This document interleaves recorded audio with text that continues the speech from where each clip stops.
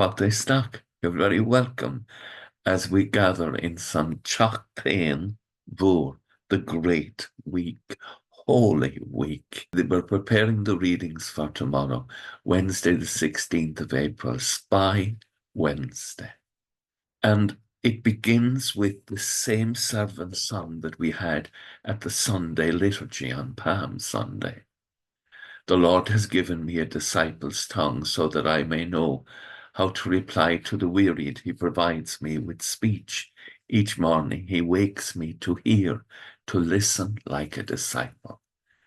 The essential role of the disciple is to listen with love and allow ourselves to be formed by God's word living in us powerfully.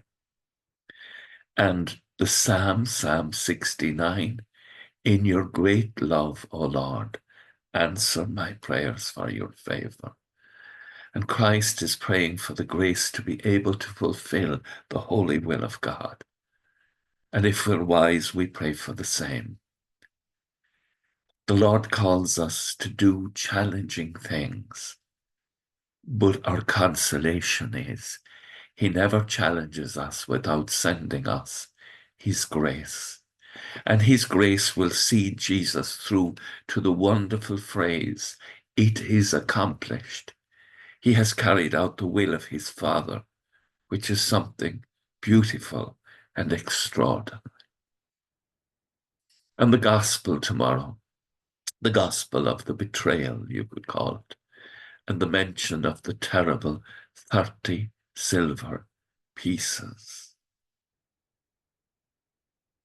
The betrayal of Judas.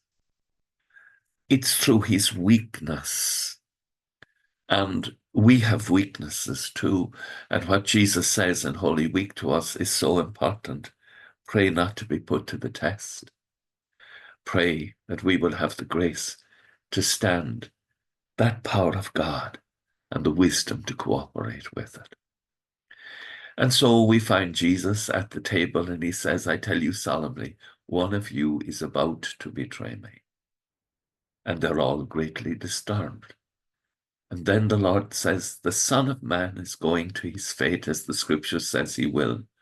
But alas, for that one by whom the Son of Man is betrayed. Better that that person, if he had never been born. And Judas in turn denies. And Jesus just looks at him and says, they are your own words. They have no power.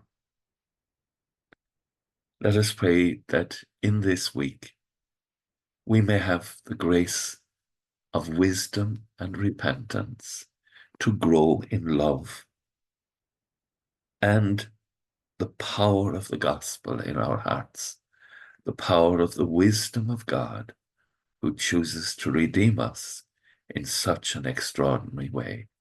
With thoughts such as these, let us go to our beds and let us pray that we shall indeed awaken in the morning with the praise of God in our hearts and on our lips. Agus go mana dia the cótach shiv a her mach agus spirit nave. Amen. Slán go fóill. Bye for now.